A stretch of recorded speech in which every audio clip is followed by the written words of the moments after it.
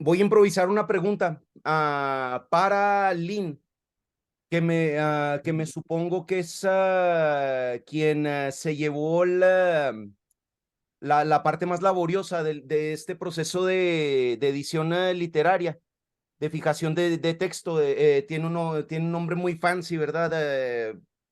Eh, Fue a quien le tocó hacer más trabajo con Lecdótica. Entonces, si por favor nos puede platicar un poquito de ese proceso, Lynn. Ah, ¿Cuáles fueron las cuestiones más difíciles de este proceso y qué diferencias vamos a ver respecto a la edición de la Pereza que se hizo hace algunos años, 2012, Miguel, si no me equivoco? Ah, 2013. Sí, ahí sí, si nos puede platicar, por favor, Lin, porque yo sé que a usted le dieron más trabajo con eso.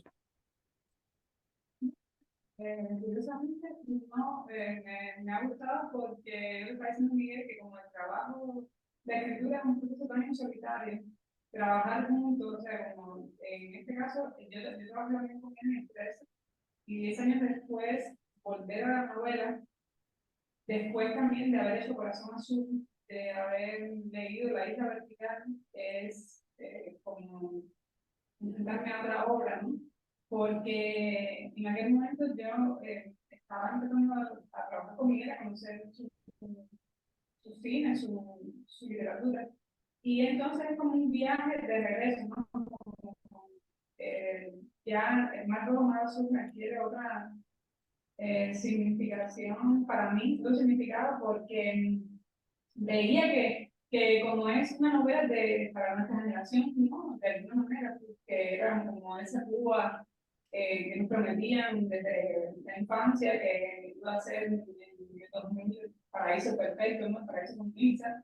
Y aunque no se habla de eso en la novela, uno siente que como es ese sueño, ¿no? De que la isla fuera algo más grande que lo que realmente era, ¿no? O que realmente es en el sentido, vamos a decir, tecnológico, científico, aunque tenga determinados logros, pero bueno, la novela obviamente es una realidad que no puede imaginar que un país con un nivel de desarrollo altísimo, un país rico, o sea, por las cosas que le suceden a los personajes, que en realidad están relacionadas más a su profesión que a un contexto socioeconómico, vamos a decir, determinado.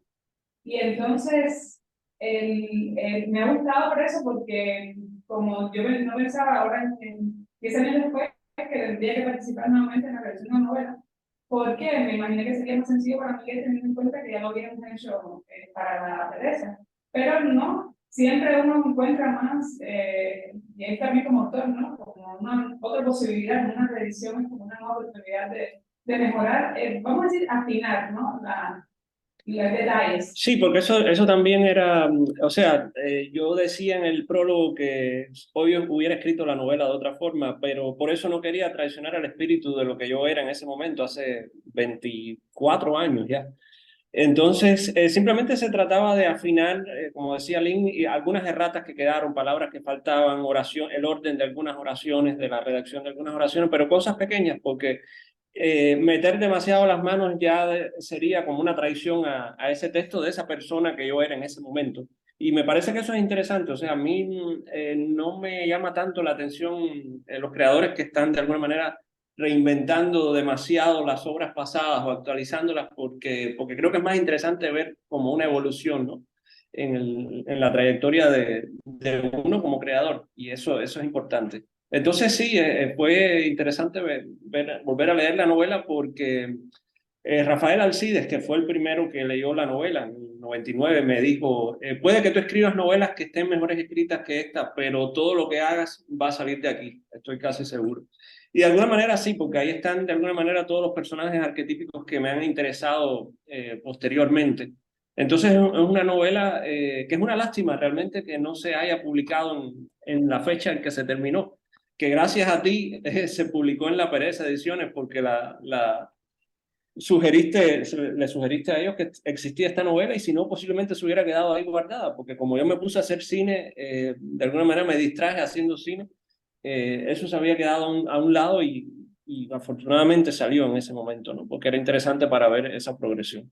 Y ahora es una oportunidad tremenda, curiosamente, en este mismo año que acaban de lanzar Cucarachas Rojas de nuevo por su 20 aniversario, que ahora salga esta novela también por su 24 aniversario sería, pero en el mismo año que 2 obras que ya yo creía que habían quedado atrás vuelvan a salir a la luz, ¿no?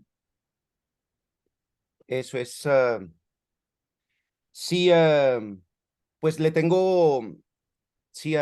le tengo por ahí más preguntitas, porque tiene su libro de crónicas, Lynn, también, que se hizo acreedor a un premio por ahí en República Checa, el Franz Kafka. Y también de eso vamos a hablar, pero pues por lo pronto el guión para maximizar los tiempos. A ver, entonces, Miguel, normalmente se asocia la ciencia ficción con la construcción y el poblamiento de universos, entre comillas, le puse ahí, así como el cine hollywoodense de presupuestos exorbitantes, gran cantidad de personajes y fenotipos e inversión en los departamentos de vestuario y escenografía.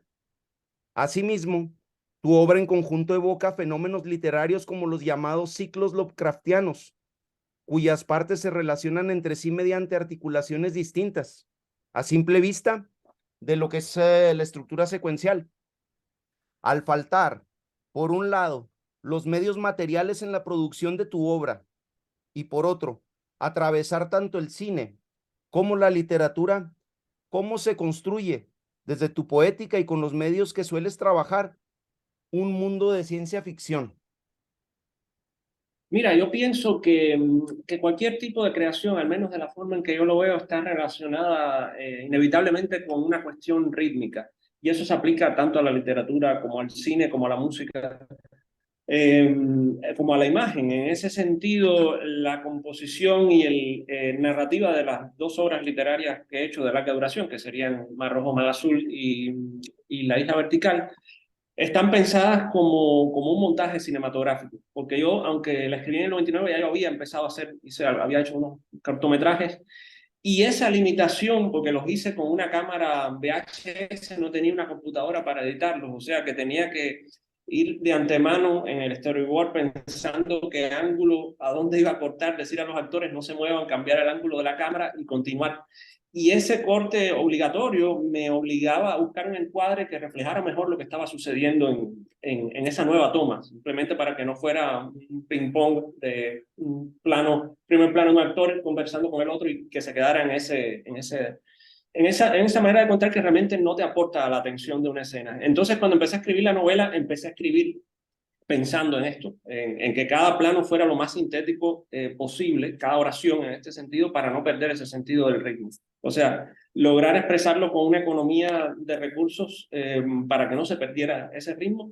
Y cada vez que hay una coma en la novela, se trata muchas veces de un movimiento de cámara. Cuando hay un punto, es que hay un corte. Entonces, trabajé bajo este precepto.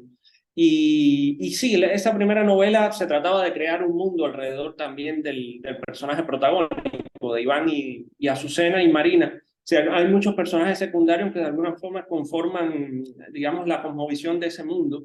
En la literatura, por supuesto, uno tiene mucha más libertad porque no tiene que poner en escena una realidad física, una construcción para una producción cinematográfica, que por otro lado también gracias a la tecnología digital, yo pude entrar a ese mundo de la tecnología digital que de otra forma, yo siempre digo que no hubiera podido hacer cine, porque gracias a los efectos especiales digitales uno puede superar muchos obstáculos. Por ejemplo, en Corazón Azul filmamos muchas escenas en los exteriores que a veces no me gustaba el color de la ropa que tenía la gente porque no se avenía a la atmósfera que estaba tratando de contar y entonces tenía que digitalmente cambiar el color de la ropa, de los edificios, añadir nubes. O sea que la tecnología digital hoy te permite realizar eso, lo que claro, tienes que invertir en tiempo lo que no tienes en presupuesto. Y es un poco así, pero claro, en la literatura es mucho más fácil. Yo creo que esta primera novela sí estaría bastante complicada realizarla en cine precisamente porque creo que necesitaría un presupuesto más grande que cualquier otro de los largometrajes que he hecho.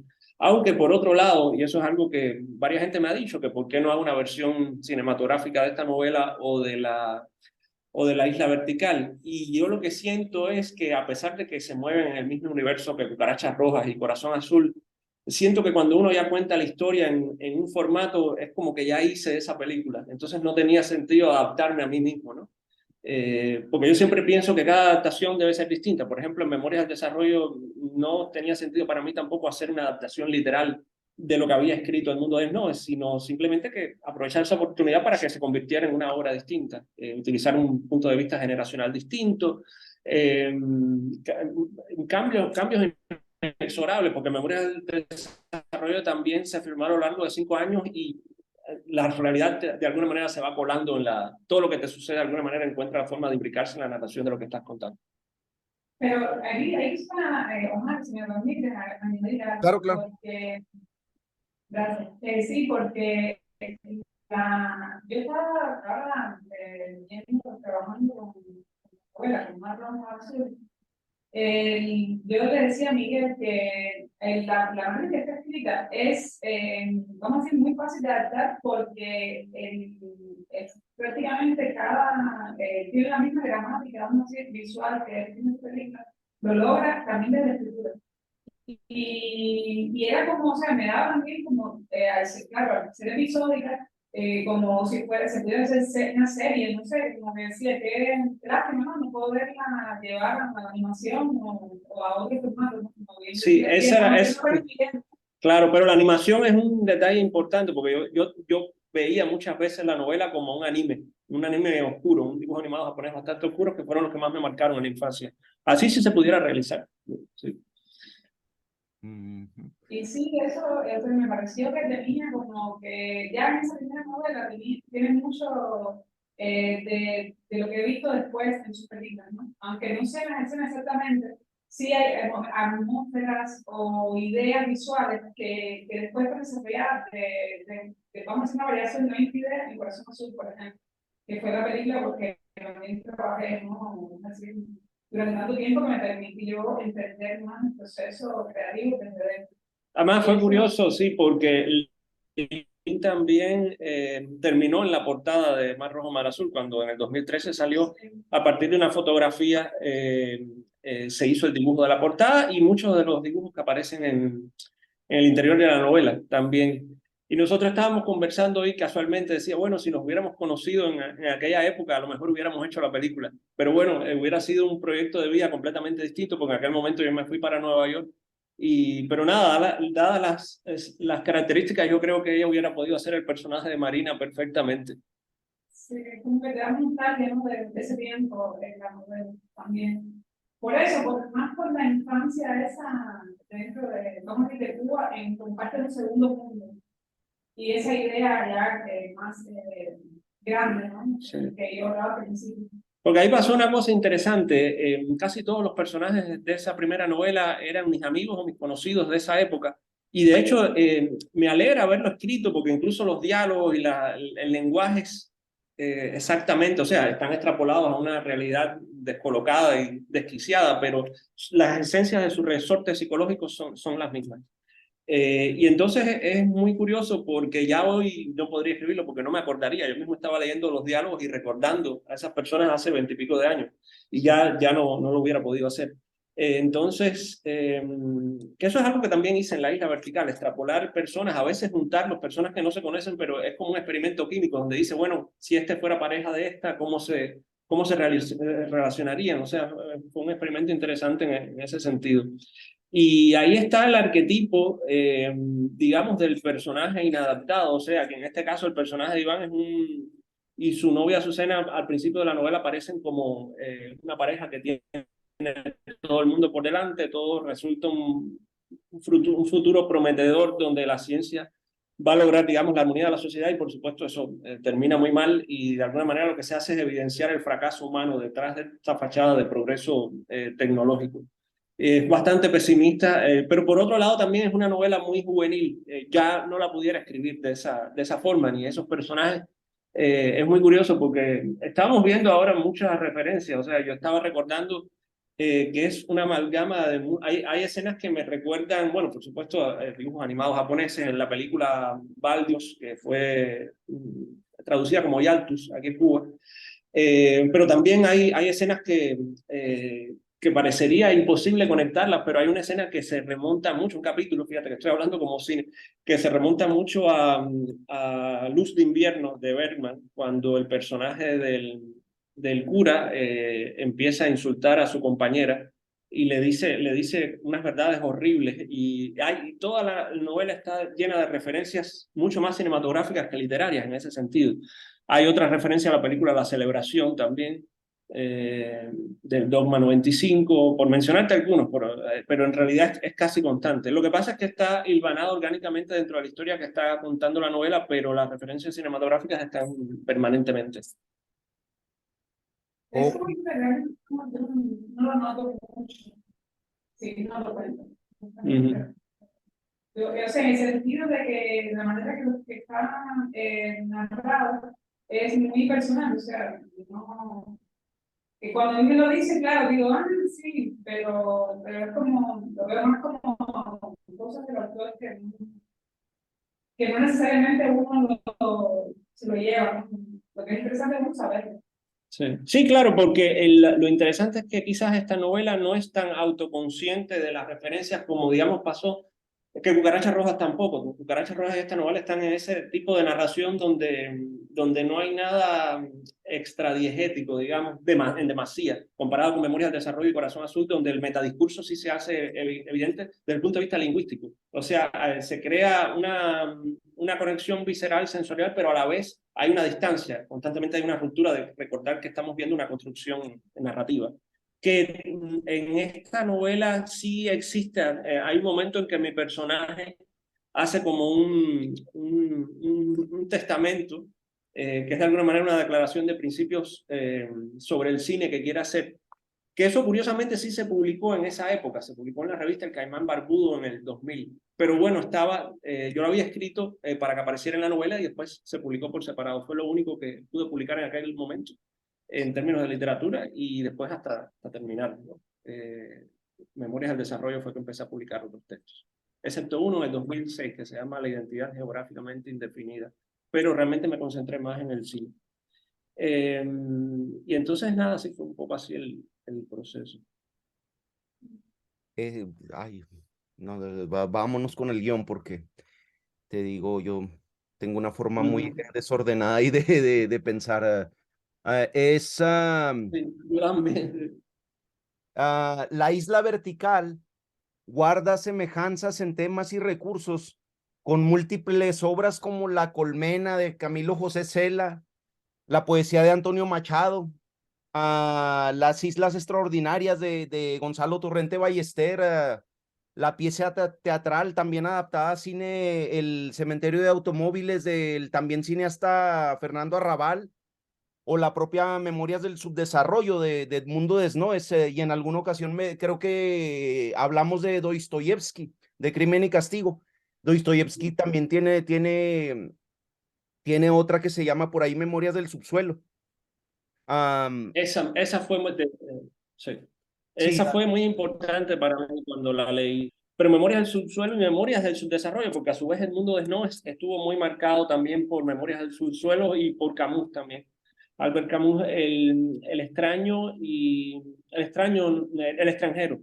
Me confundí con el poema de Alcide.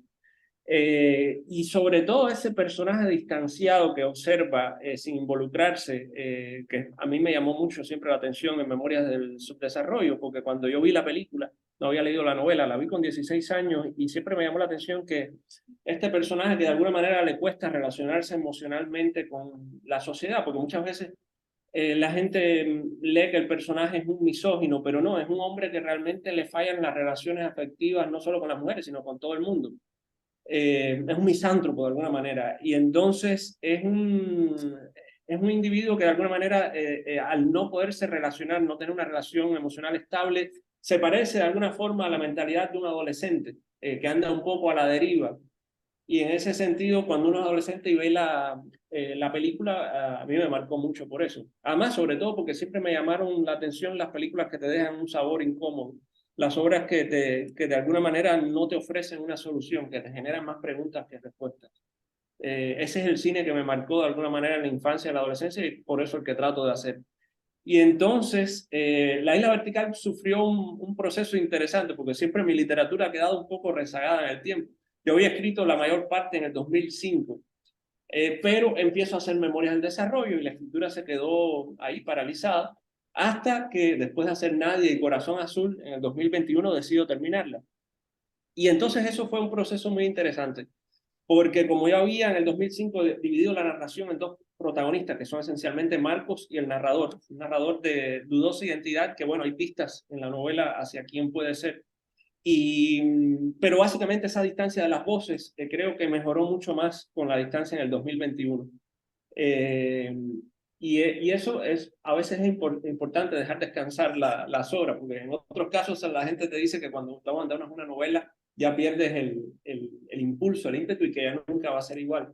Pero en el caso mío, para mí escribir es algo mucho más frío, no es una experiencia tan demoledora, digamos, como hacer una película. En el caso de Lynn sí te puede comentar que para ella es mucho más duro escribir ficción que para mí, pero en el caso mío sí yo logro mantener una distancia con los personajes tremenda, ¿no? Es una mezcla extraña porque por un lado estás como un espectador viviendo esa visceralidad, pero una parte de ti como narrador está tomando distancia simultáneamente. Mira, el resto de la pregunta iba, y creo que ya me la respondiste, sí, de manera muy ilustrativa, pero si tienes algo que agregar, leo por ahí. ¿Qué dispositivos tomas de la literatura propiamente dicha? ¿Qué dispositivos tomas de la literatura propiamente dicha para construir Isla Vertical y cuáles del cine? ¿Y cómo los adaptas y cómo adaptas esos dispositivos del cine a la narrativa escrita? Ahí fue complejo porque al principio, cuando yo empecé a escribir la primera novela, Mar Rojo, Mar Azul, ya pensaba de antemano que en algún futuro lo iba a adaptar a cine.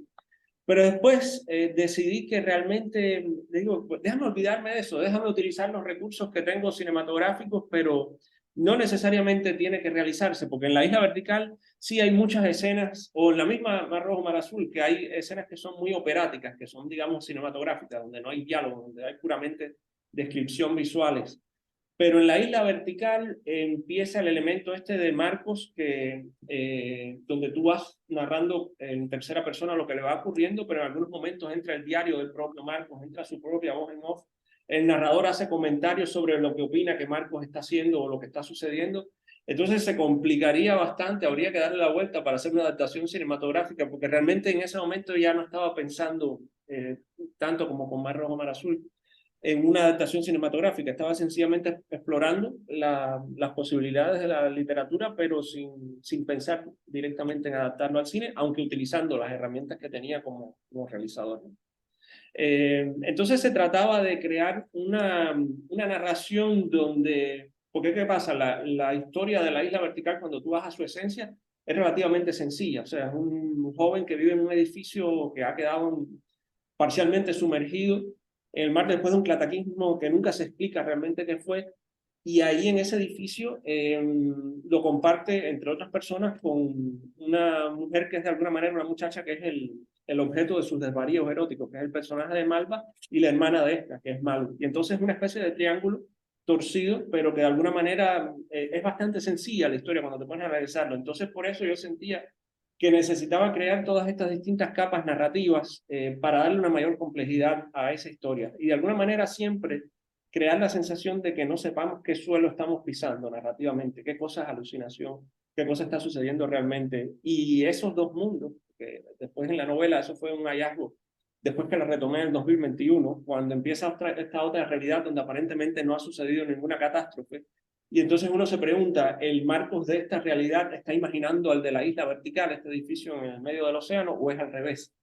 Y entonces eso empezó a complejizar mucho más la narración, que era bastante simple, porque después de hacer Cucarachas Rojas, yo me dije, voy a hacer una película o una obra que sea relativamente simple, pero al final nunca puedo evitarlo. Siempre trato empiezo a complejizarla porque me resulta simplemente demasiado aburrido a mí mismo como espectador o como lector. Y como uno siempre trata de hacer lo que le gustaría ver o lo que le gustaría leer, pues es inevitable empezar a complejizar esas narraciones, ¿no? No, y otro detalle es que cuando uno ve el comienzo, o sea, vamos a decir, que cosa es la isla vertical y ves cómo terminan los personajes en Mar Rojo, Mar Azul, de eso también hablábamos un momento que pareciera como si esta nueva realidad fuera impermanente o, vamos a decir, o lo que quedó de aquel otro universo creado en Mar Rojo, Mar Azul, donde aparecen estos nuevos personajes que no necesariamente es una continuación, pero sí es inevitable volver a estar en Iván, en Marina, cuando ves a Marco, a Marta, a Mario, y a Susana en el caso de Marco. Porque es curioso, el mundo de Mar Rojo, Mar Azul realmente, si vamos a hacer una cronología, sucedería después de Cucarachas Rojas y de Corazón Azul, porque termina con el cataclismo este que es el mundo ya de la isla vertical. Entonces era imaginar un país, como decía Lynn, donde se habían cumplido, digamos, todas esas utopías científicas, pero que no necesariamente ya era comunismo y socialismo, sino que es realmente un capitalismo que ha heredado lo peor del comunismo y mantiene una corrupción que nunca es, o sea, uno da pistas, pero la narración no va sobre eso. O sea, pero sí es una sociedad donde ha quedado todo eso hace mucho tiempo atrás. Era un poco la idea, ¿no? Era como imaginar una Cuba, porque muchas veces uno interpreta la utilización de la ciencia y del progreso como para crear una realidad escapista, y no es este el caso, porque realmente termina bastante mal. Es bastante oscura la visión sobre el ser humano, pero sí, se trataba de jugar de alguna manera con todo lo que uno pensaba de niño que podía llegar a alcanzar la ciencia. O sea, nuestra generación de alguna manera creció con toda esta cuestión de la carrera espacial, de todo lo que la ciencia iba a lograr, y muchas de esas cosas quedaron de alguna manera varadas, no se desarrollaron lo suficiente. Por otro lado, es curioso porque la novela tiene algunos puntos de contacto que sí, con propuestas científicas de progreso que sí llegaron a suceder de alguna manera. Pero sobre todo en el caso de Cuba, que cuando nosotros, Lynn y yo, íbamos a la escuela primaria, nos decían que el país iba a ser una utopía ya cuando llegáramos al año 2000, y por supuesto se convirtió en algo completamente desastroso. La novela toma esos elementos para imaginar esa posible utopía donde de igual forma, a pesar de los recursos de combustibles que se crean, seguiría siendo corrupto, que es de alguna manera también lo que pasa en Corazón Azul, donde encuentran petróleo en aguas cubanas y aún así el país sigue siendo un desastre. Que es de alguna manera emular lo que el caso de Venezuela, por ejemplo, que tienen grandes cantidades de petróleo y sin embargo la economía está en una situación terrible. No, hay un detalle importante sobre la infancia, no sé, esa primera adolescencia, segunda adolescencia que fueron, vamos a decir, determinantes en el caso nuestro. Por eso, ¿no? Porque fuimos niños de la burbuja soviética.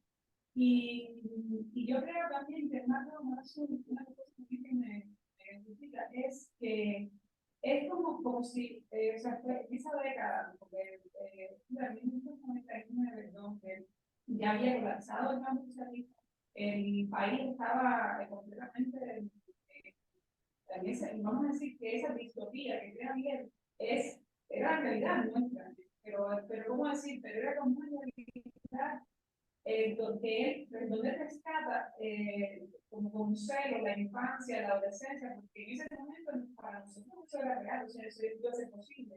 Y era como un deseo de congelar eso, que esa promesa para lo que nos prepararon, ¿no? Y que no se perdiera en el tiempo, ¿no? Y eso es lo que me gustó. Un homenaje a ese sueño, ¿no? Ese sueño que después termina como una pesadilla, pero no deja de ser un sueño también. Sí, porque es curioso, en esa etapa de esa novela, de esa primera novela y de Cucarachas Rojas, las historias, por otro lado, suceden en un mundo donde no hay un anclaje geográfico y político determinado, en el sentido de que la puedes traducir al japonés y cambiar los nombres, incluso traducir los nombres, y no necesitas un contexto histórico o cultural para entenderla. Como si después pasó en Memorias del Desarrollo y en Corazón Azul, y en Nadie, por supuesto, que es un documental. Entonces se trataba de construir una sociedad donde de alguna manera los problemas básicos de alimentación estuvieran resueltos para empezar a concentrarnos en otras preguntas más existenciales. Porque además que era un proceso inverso, porque nosotros en los años 90 vivimos la crisis económica del periodo especial, donde conseguir alimentos precisamente era un gran problema.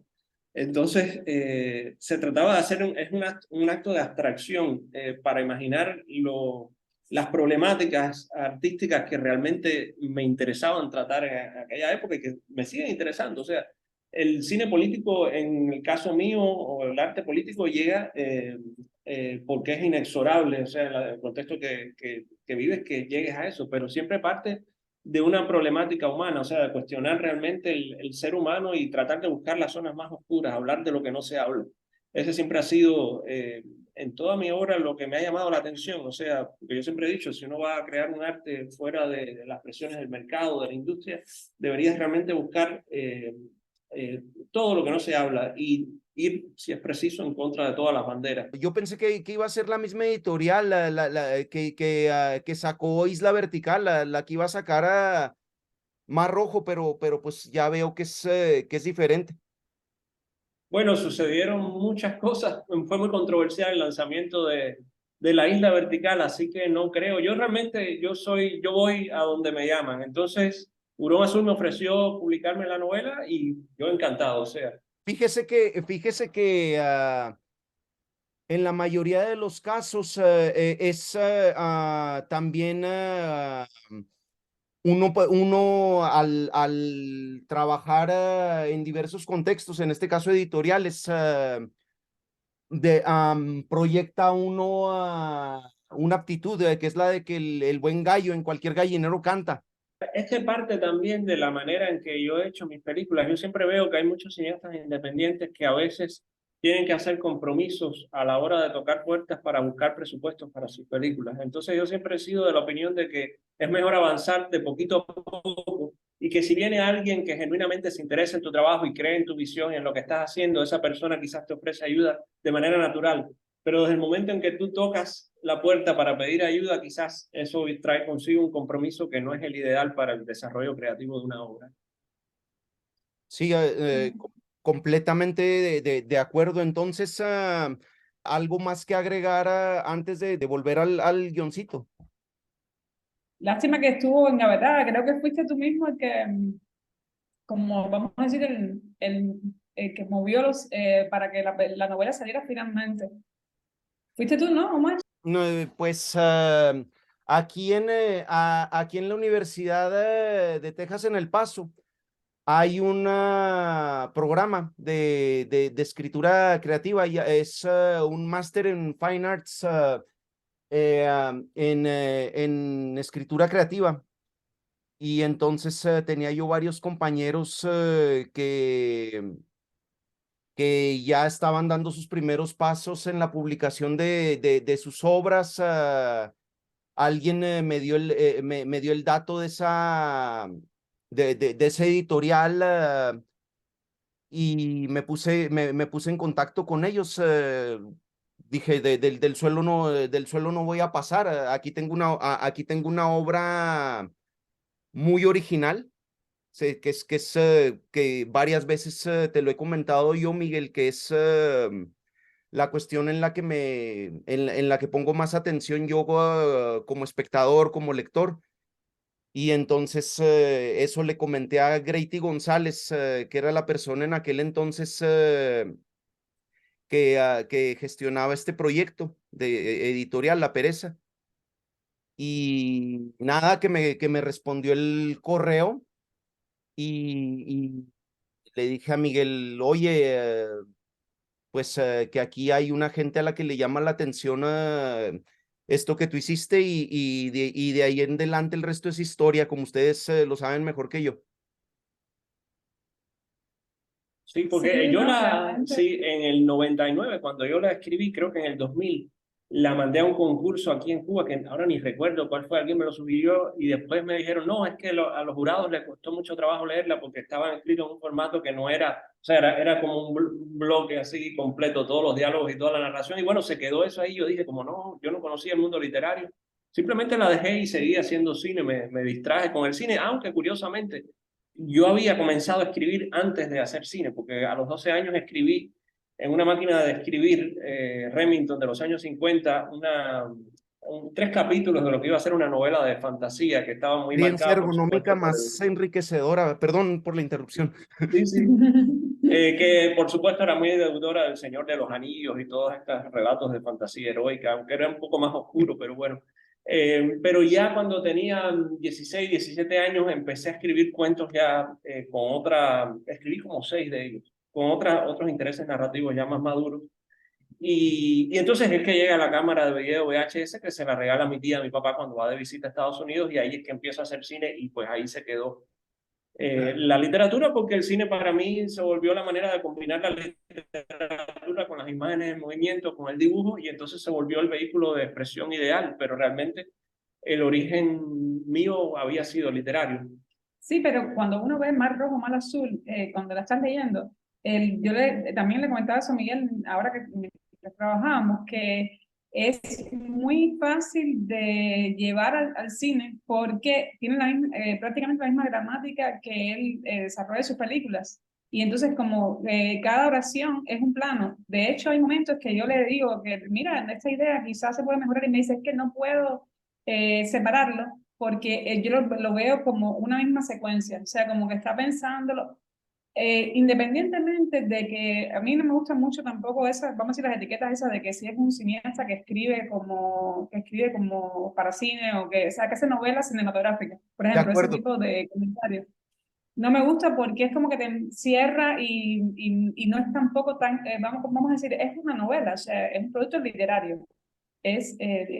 Puede ser todo el tiempo ese formato libro y ojalá alguien se interesara en hacerlo como eso, como decía, en animación, porque también podría ser una historia contada en ese formato. Pero, pero sí, eso me llamó mucho la atención. Cómo él tiene esa manera porque como las frases son cortantes, ¿no? Y entonces tienen un propósito, no es Sí. solamente, vamos a decir, el estilo del autor, es que el autor está viendo una película, que al final la novela es también contar Sí. efecto, es contar una historia, no Pero sé. eso es interesante porque a veces pones una palabra más en una oración y ya el ritmo se afecta. A veces, entonces es un balance muy delicado ahí, ¿no? De no poner descripciones demasiado exageradas que haga que se diluya, digamos, el impacto del montaje. En este caso, proveniente del cine. No, y también hay una cosa que me interesó de ese proceso de reeditar una novela, ¿no? Que uno ya está viendo desde dentro. Eso que también, por ejemplo, en el cine, yo lo traduciría cuando como actriz tengo que doblar líneas de mi personaje porque el sonido no quedó bien. Y entonces como que va una segunda oportunidad como actriz para mejorar mi trabajo, porque a veces no estás de todo contento o sientes que puedes llegar más lejos con el doblaje a esa escena que ya abandonaste durante un tiempo, ¿no? Porque estamos hablando como el doblaje cuando ya están en postproducción la película. Y eso pasa también con el libro, que al tú volver sobre él, tienes otra mirada, porque no estás pensándolo solamente como, vamos a decir, con el placer de leer un libro o la tarea de leerte un libro porque lo necesitas, ¿no? Para el trabajo, sino que estás con un enfoque distante, pero al mismo tiempo te involucras, ¿no? Porque estás leyendo la historia. Y entonces es como como una tercera oportunidad, vamos a decir, de segunda, ¿no? Segunda oportunidad, pues Sí. segunda vez. Segunda oportunidad de afinar, ¿no? Las frases, las oraciones. Pero era un proceso, así como decía, delicado porque también se trataba de no traicionar el espíritu de lo que uno era en ese momento, ¿no? Hace más de 20 años.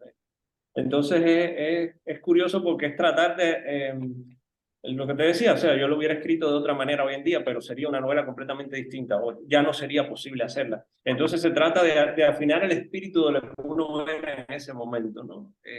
Sí, en algunas ocasiones, porque trato de no intervenir, o sea, lo menos posible, simplemente cuando no queda más remedio que hay una errata, pues esta palabra quizás funciona mejor antes, o el inicio de la frase, e invertirlo, y así. Exacto, sí.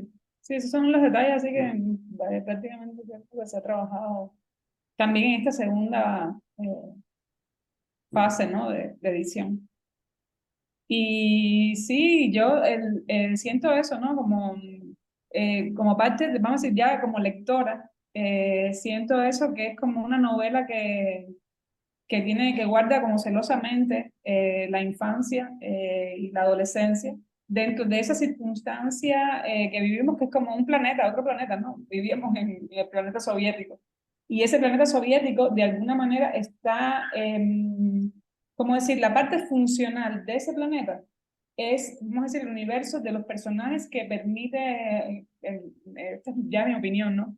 Que le permite a Miguel abordar temas más existenciales, como porque, no sé, alguien que se ubique en ese periodo, de esa década de los 90, que fue una década tan gris para nosotros, ¿no? Sí. Y para el mundo también, porque al final el campo socialista cayó para el mundo entero. Pero bueno, en nuestro caso que sí estábamos ya dentro de ese universo, que fue un momento tan duro como adolescentes, ¿no? Porque fue o sea, crecer, abandonar la infancia y esa adolescencia dentro de esa distopía, que es lo que se convirtió. Y entonces que esa distopía quede registrada en la novela, donde al mismo tiempo aparece el sueño, o sea, el sueño y la pesadilla. Y eso me parece que es muy particular, ¿no? No creo. Yo he leído, conozco de la ciencia ficción cubana, ¿no? Y hay universos así, no sé, pienso en las novelas de José Enrique Laje, que me gustan mucho, pero, o sea, pero es otra, tiene la esencia, porque somos, de hecho, José Enrique Laje es de nuestra misma generación.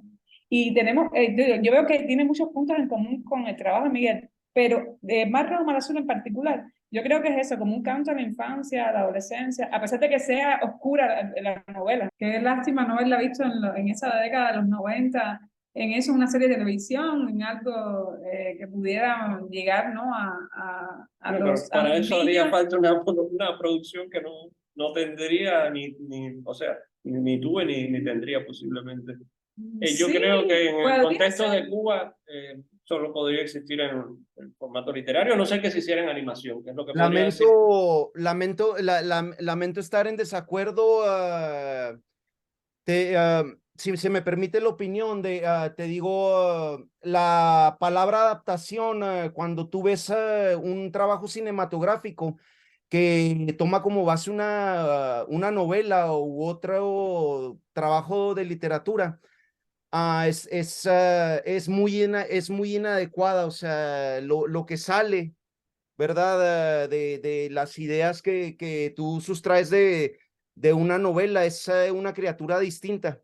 Entonces, ¿qué término más? Claro, Es una cosa muy distinta, y aparte, pues más rojo, mal azul a nivel verbal, a nivel de sintaxis verbal, los dispositivos de retórica, de expresión verbal que utiliza para conseguir un efecto. No creo yo que... Sí, creo que al medio audiovisual le falta, le falta el acervo para el acervo expresivo que tiene el acervo verbal que en Mar Rojo, Mal Azul empleó Miguel. Pero esa es una opinión, si se me la permite.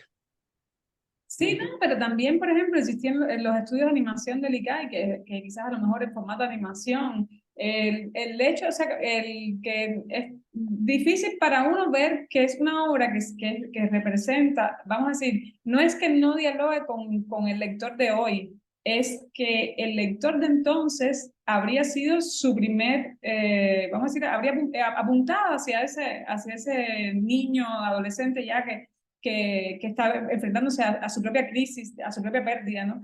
Que también decía eso, ¿no? Que a veces cuesta mucho trabajo, no solo en el cine, que es bastante difícil de hacer y de mover cuando no estás dentro de dentro de la industria establecida o dentro de los canales, vamos a decir, para el cine latinoamericano, cine de arte latinoamericano, que es lo que existe para nosotros que estamos aquí en Cuba. Pero desde la literatura también, porque el realismo casi siempre vence. Ya cuando tú tienes universos de este tipo, que creas estas atmósferas, las personas creen que es imposible de hacer algo así en estos contextos. y por otro lado tampoco es lo que se espera de nosotros. Entonces son como obras que necesitan de personas, como fue tu caso, por ejemplo, que conocías la obra de Miguel, que leíste la novela y entendiste el valor que podía tener, y eso hizo que luego hasta eras una editorial cubana. Entonces como es muy extraño, ¿no? Porque es más como si fuéramos del mismo planeta, aunque vivamos en países distintos, ¿no? Porque fue como buscar una ayuda externa para poder lograr que la novela saliera algún día, ¿no? Y eso sigue siendo difícil, ¿no? Sí, pero fíjate, si no hubiera sido posible, que yo recuerdo que en el 2001, después de la primera muestra de jóvenes realizadores que se hizo en el ICAIC acá, ellos hicieron el Instituto de Cine hizo una muestra para de alguna manera buscar nuevos directores que fueran un relevo a toda una generación de directores clásicos del ICAIC. Y entonces en ese momento se iban a elegir 6 cuentos, 6 guiones de cuentos cortos para hacer 2 largometrajes, con 3 cuentos cada uno. Y solo se llegó a hacer uno de ellos en el 2003 que se llamaba 3 veces 2. Pero iba a haber otro segundo largometraje en el que yo iba a hacer uno de los cuentos y escribí un cuento también de ciencia ficción y de ingeniería genética. Era una versión un poco más sencilla también de lo que se hablaba en Mar Rojo, Mar Azul, una historia distinta, pero que se desarrollaba en el mismo universo y con esta misma compañía DNA 21. Y a pesar de que era mucho más sencilla la historia, por supuesto no pasó el sello de aprobación para que se produjera. Y nunca se hizo ese largometraje que tenía otros 2 cuentos por otros 2 directores, pero bueno, eso nunca vio la luz. Sí, porque a veces lo político las personas lo asocian a que uno, vamos a decir, sea crítico directamente con el, vamos a decir, con la clase política, que no sea, pero a veces lo político pasa por filtros como, por ejemplo, el tratamiento de los personajes de Remy y Adriana en Mar Rojo, Mar Azul. Las drogas, o sea, una vida depravada, todo eso ya no tenía lugar, por supuesto, en esta sociedad. En esta sociedad. Por ponerte un ejemplo, porque realmente la novela va hacia zonas mucho más oscuras después, sobre lo que debe ser la humanidad, aunque la rabia del personaje de Iván va más allá de cualquier sistema político, sea comunismo, capitalismo en general, pero ya el líder, tener un personaje que va en contra de la sociedad ya es un problema en un país como un este, personaje cubano, un cubano que haga eso no es posible. Y entonces también hay un tono irónico en los discursos que se dan también de la compañía de NA21, los noticieros, o sea, el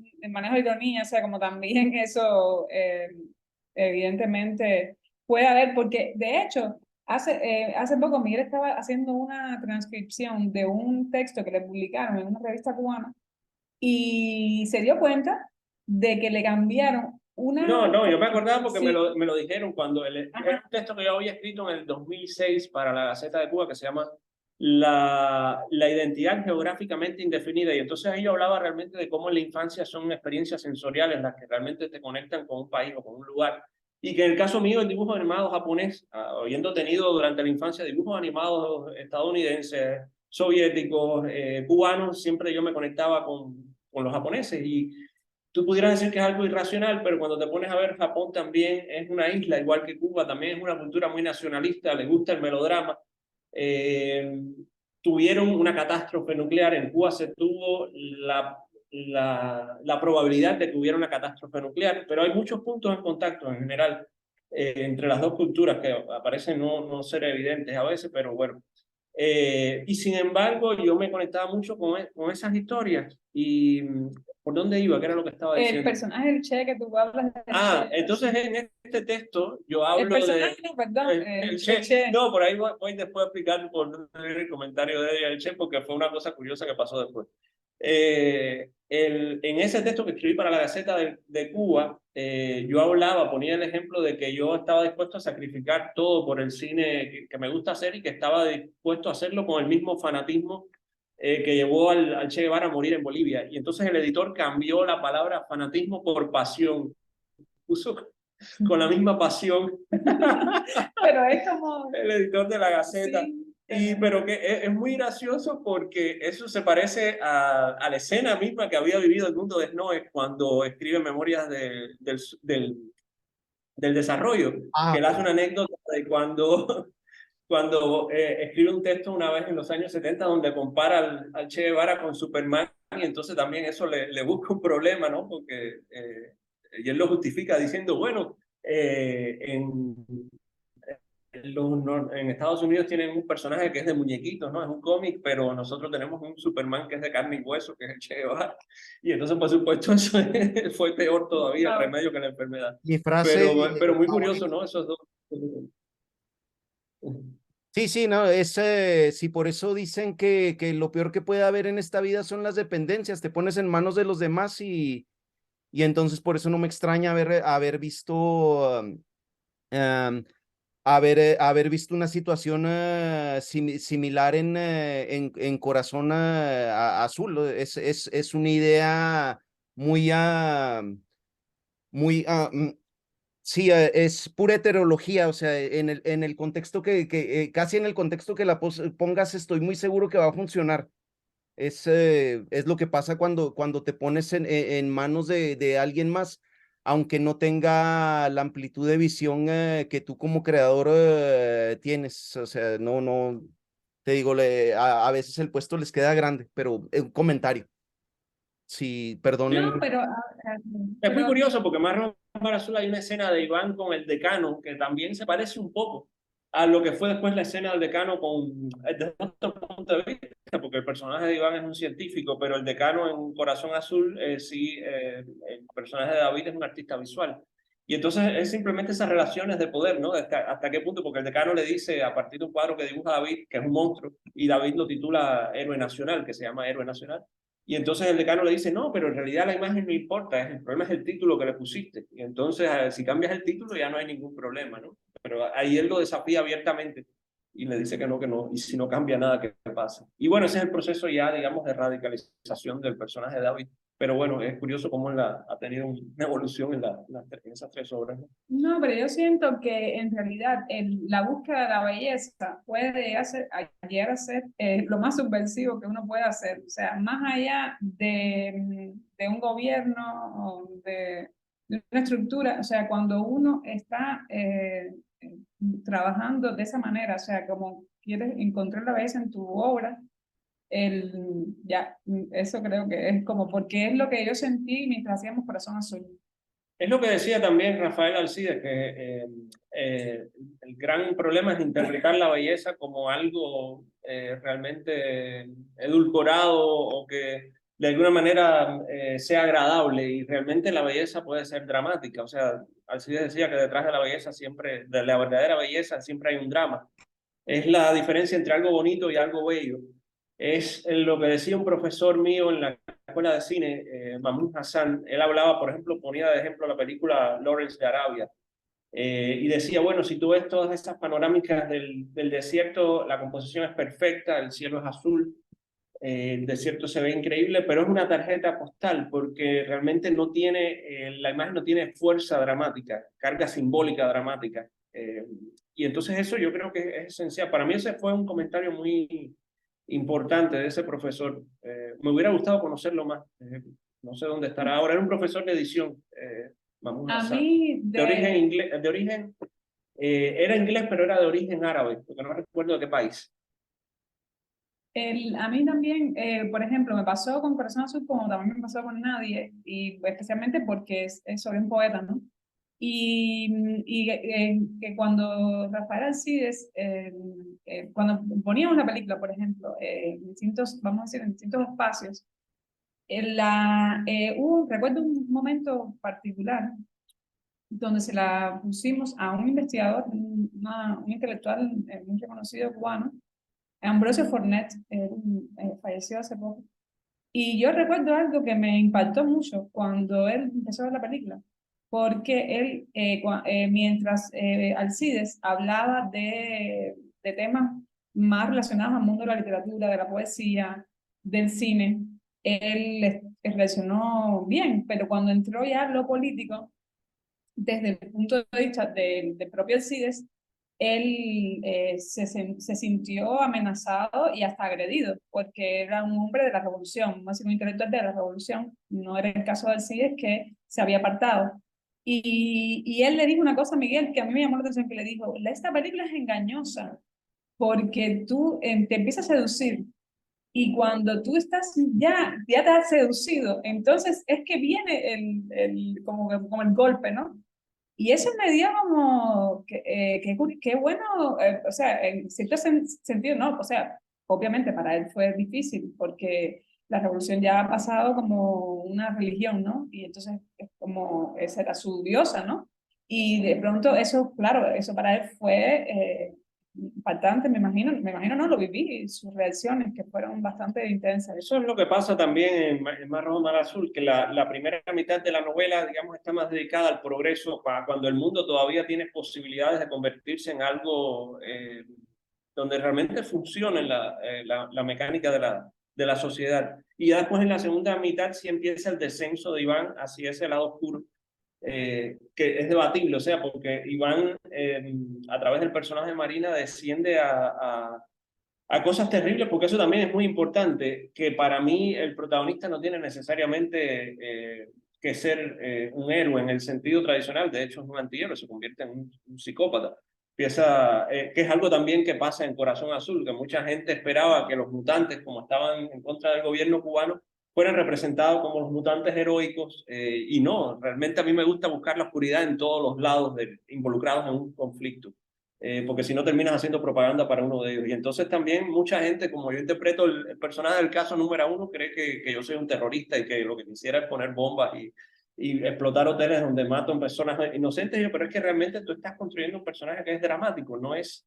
Tú no estás haciendo una biografía de ti mismo, o sea, estás utilizando todo lo que tienes a tu alrededor para realmente crear la mayor cantidad de contradicciones que puedas en un personaje. Al menos para mí eso es como yo veo el diseño dramatúrgico todo el tiempo. No, y si uno se fija en esos personajes y en esa historia, que a veces resulta una historia, vamos a decir, la ciencia ficción tiene eso, ¿no? Que te permite, por un lado, hablar de temas políticos sin tener que leccionar a la audiencia, y por otro, tú tienes esa, vamos a decir, libertad de poder encontrar eso mismo que tienen los personajes, ¿no?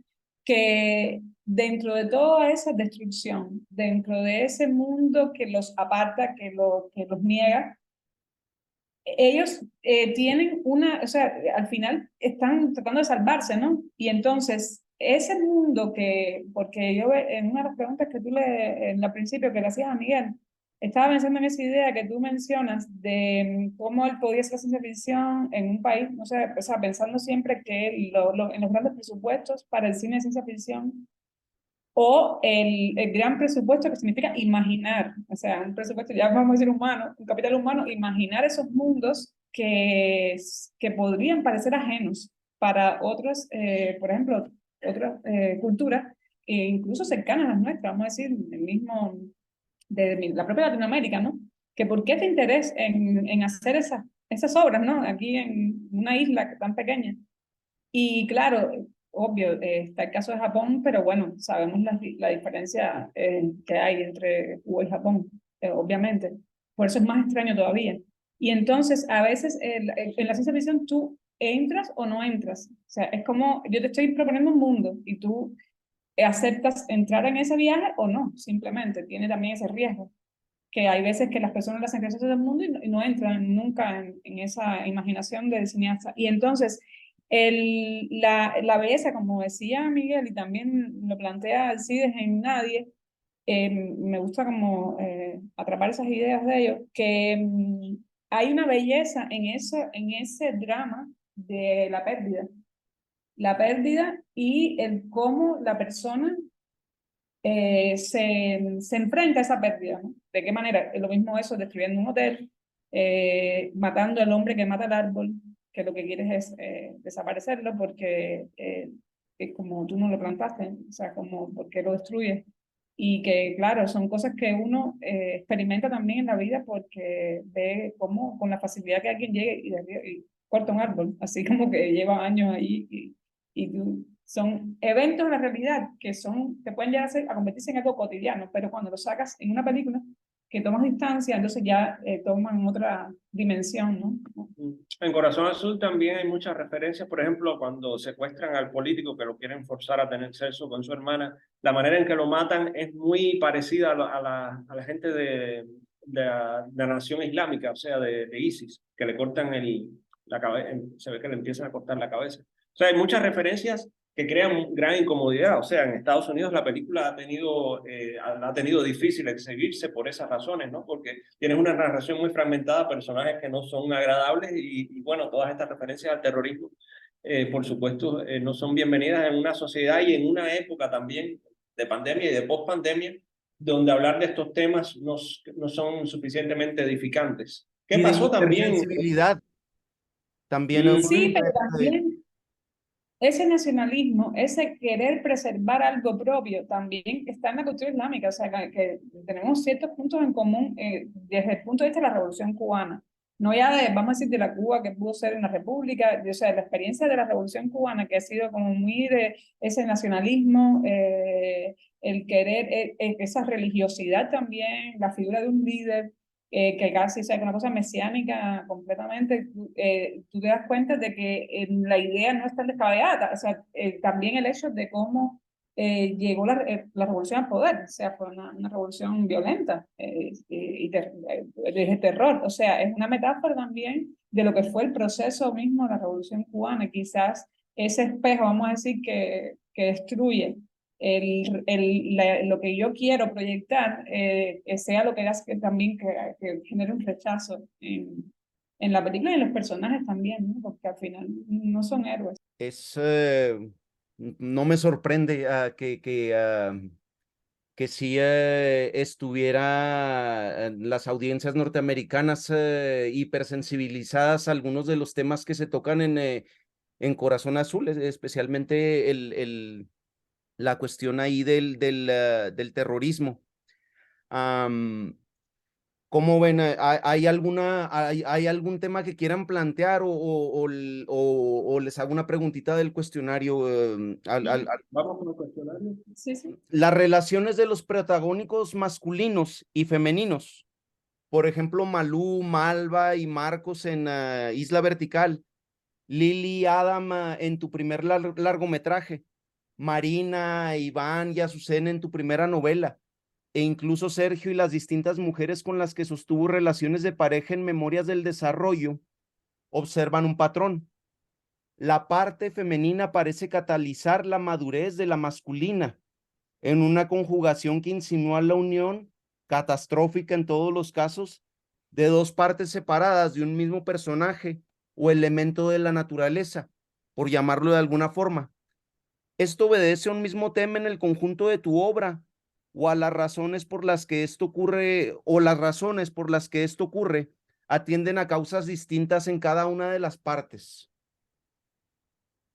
Bueno, mira, hay esta película que a mí me marcó mucho en la infancia, que aquí se llamó Altus, pero que se llama Baldius, tiene una cuestión muy interesante y es que no solo la pareja protagónica, que tiene una relación de amor-odio, que nunca se llega a fructificar, sino incluso los personajes secundarios, ninguna de las relaciones afectivas de parejas que hay en esa película terminan bien, siempre terminan o no se llegan a consumar o terminan con la muerte de uno o de los dos miembros de la pareja. Entonces, a mí eso me marcó mucho y es muy curioso porque a mí siempre me dicen, o sea, yo tuve una vida bastante normal, o sea, mis padres, es como la escena esa en la película 8 milímetros, no sé si la recuerdas, la de Nicolas Cage, que está escrita por Andrew Kevin Walker, que es el mismo guionista de Seven, que al final cuando Nicolas Cage encuentra al asesino, el tipo le dice, bueno, yo no tuve padres que me golpearon, ni nadie, simplemente soy así porque soy así. Bueno, en este caso, desde el punto de vista creativo, a mí siempre me ha interesado la oscuridad de los personajes. Eso siento una curiosidad tremenda. De hecho, muchos de los sueños de los personajes de la Isla Vertical son sueños que amigos míos me han contado que terminan por ejemplo, el personaje de Remy tiene un sueño ahí muy bizarro, muy surrealista, que terminó así, tal y cual en la novela, en Marrón Mar Azul. Y los sueños para mí son muy importantes, el subconsciente es para mí fundamental. Yo trato de anotar siempre que tengo una idea, cuando estoy a punto de dormirme, trato de anotarla porque después se te va, o anotar el sueño justo después que lo tienes porque después se te puede ir. Y después cuando tú empiezas a armar todo ese muñeco, empiezas a racionalizar por qué lo estás haciendo. Pero para mí, o sea, esta dualidad del personaje masculino que se debate entre una mujer que, digamos, es la idea tradicional de la luz, de la perfección, una mujer más emocional, como en el caso de la isla vertical es Malu, que Malva, que es una mujer con un desenfado erótico, muy segura de sí misma, pero incapaz de sostener una relación afectiva, o sea, es de alguna manera la mujer ideal para ese nuevo mundo terrible de la isla vertical. En el caso sin embargo, Marco se debate entre una atracción y repulsión hacia este personaje. Y pasa lo mismo con Malu, siempre está esa dualidad. En Mar Rojo, Mar Azul está, por supuesto, entre Iván, Azucena y Marina. Azucena, que representa también el ideal de perfección, y Marina, por otro lado, el de la oscuridad total. Entonces, esa dualidad ha estado también presente en Memorias del Desarrollo, quizás no tanto porque Sergio es un personaje mucho más pasivo. O sea, en Memorias del Desarrollo está construida el propio diseño de la película a través de situaciones que bombardean al personaje y él reacciona de una forma más pasiva que, digamos, los otros personajes de mis otras obras. Y claro, porque está basado en una fuente literaria que no es de mi autoría, que es del mundo de Noé, pero me pareció interesante por eso mismo explicarlo. Pero Sergio es un individuo al que no le funcionan las relaciones afectivas, como mencionaba, no solo con las mujeres, sino con su propia familia, con su hermano. O sea, es un individuo que de alguna manera es un autista, incapaz de relacionarse con la sociedad a un nivel emocional, crea una distancia tremenda, pero que a la misma vez le permite analizar la sociedad con ojos muy críticos, ¿no? Por eso, es lo que te decía, yo cuando participo en las conversaciones a veces me quedo estudiando y observando los comportamientos y de alguna manera a veces la gente se molesta porque se encuentran reflejadas en mis obras, como pasó con la isla vertical. La creación se trata de eso, de buscar las contradicciones. O sea, para mí es esencial. O sea, edulcorar una narración para mí es terminar haciendo una labor de propaganda que no me interesa, y eso poco tiene que ver con el arte, tiene que ver más con el activismo, que es lo que pasa también, que el activismo se utiliza muchas veces para, para defender una causa política, y dentro de esa causa no puedes ser crítico, no puedes tener un pensamiento crítico con los propios miembros que están militando contigo en el partido. Por eso el activismo yo lo he practicado muy poco, o sea, solamente cuando no me queda más remedio, cuando me han censurado. Pero utilizarlo como motor creativo para la creación a mí realmente no me llama demasiado la atención. Quizás a otros creadores les sea distinto, pero a mí realmente no va con mi sensibilidad. Por eso mismo de que es de alguna manera estás creando un dogma, porque estás estetizando una herramienta política como arte, y realmente eso, en el caso mío, no va con mis presupuestos creativos. Pero, sin embargo, eso que Miguel narró de la isla vertical es más, vamos a decir, una controversia que se generó específicamente durante la presentación de la novela en Madrid. Pero cuando yo me leí la novela, no realmente estaba tan interesada en los personajes de Marco, en ese triángulo de Marco, Malva, Malu, que no le di importancia a esos otros personajes secundarios. O sea, francamente, fue una experiencia tan extraña para mí, porque fue como que además estábamos entre artistas, entre escritores, y decía, ¿cuánto puede dañar, no?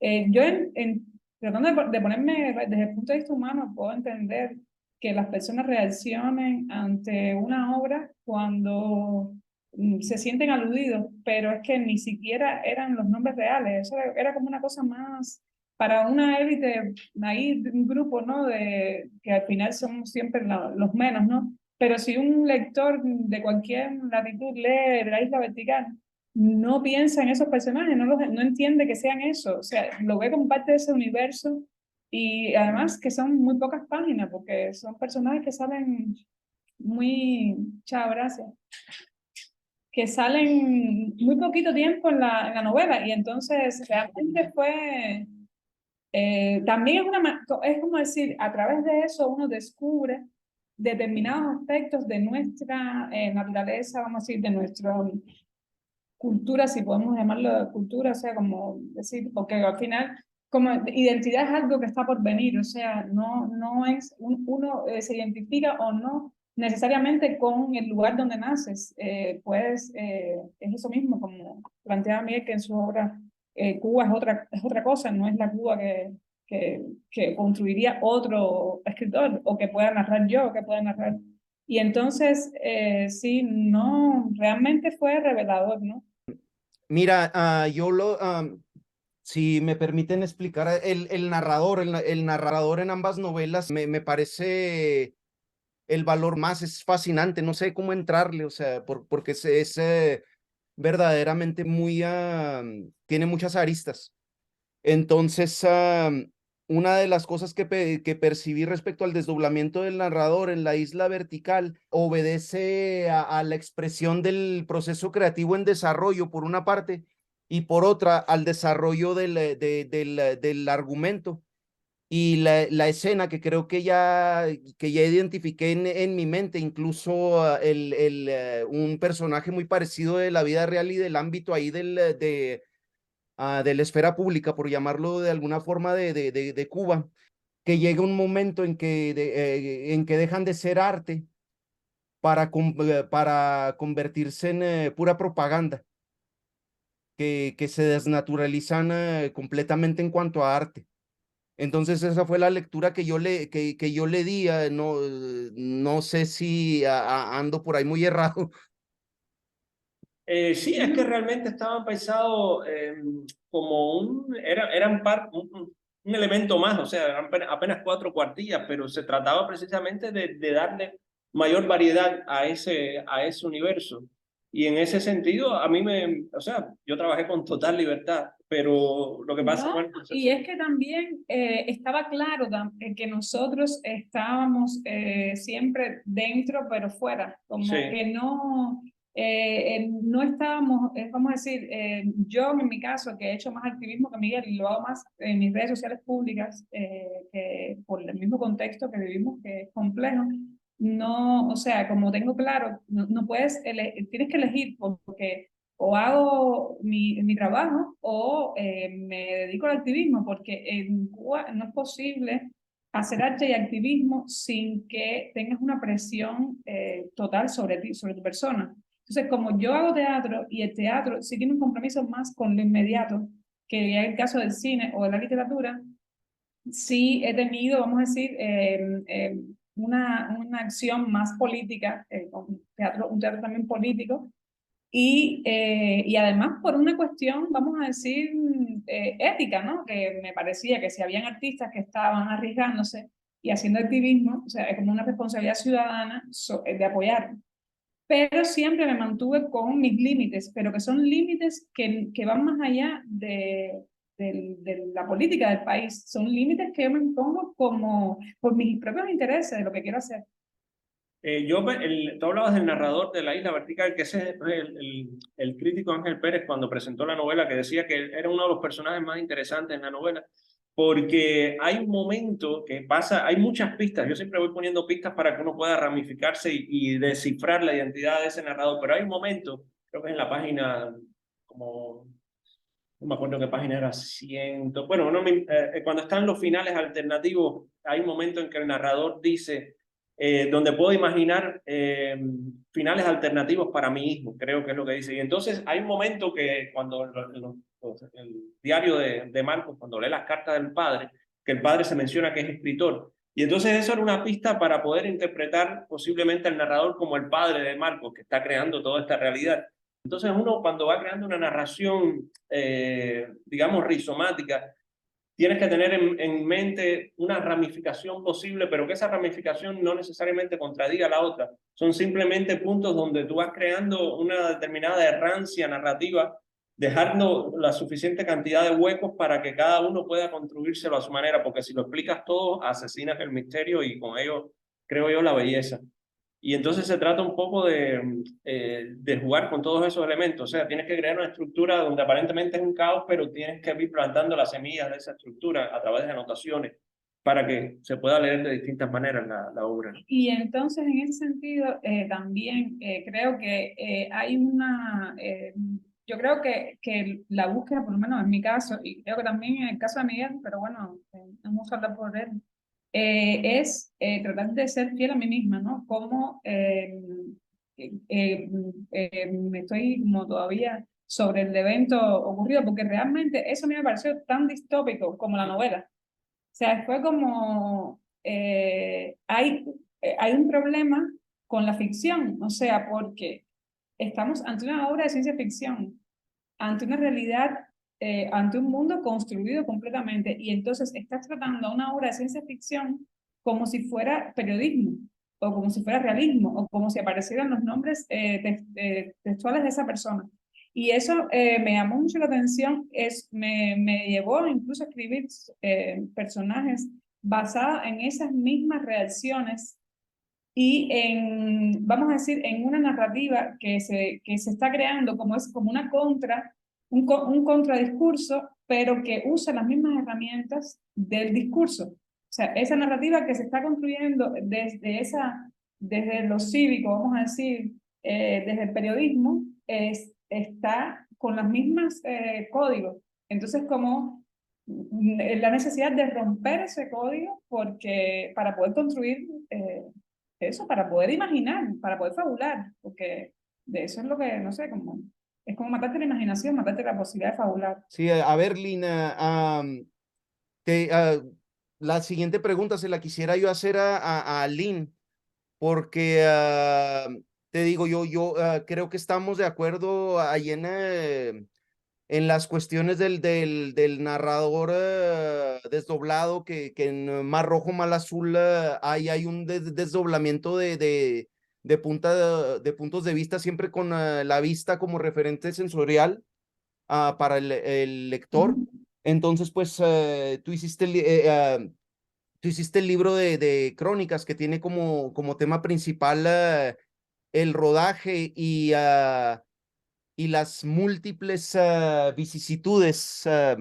Ese es uno de los relatos, lo empecé a leer y va para ser el relato más escalofriante de terror de suspenso, que uno ahí engarruñado, el libro de crónicas de Lina. Entonces, pues te digo, en Isla es más evidente, hay un narrador que da cuenta del proceso creativo de los accidentes de pensamiento, de los accidentes de pensamiento que hay en la mente del creador, y otro que da cuenta del argumento, ¿verdad?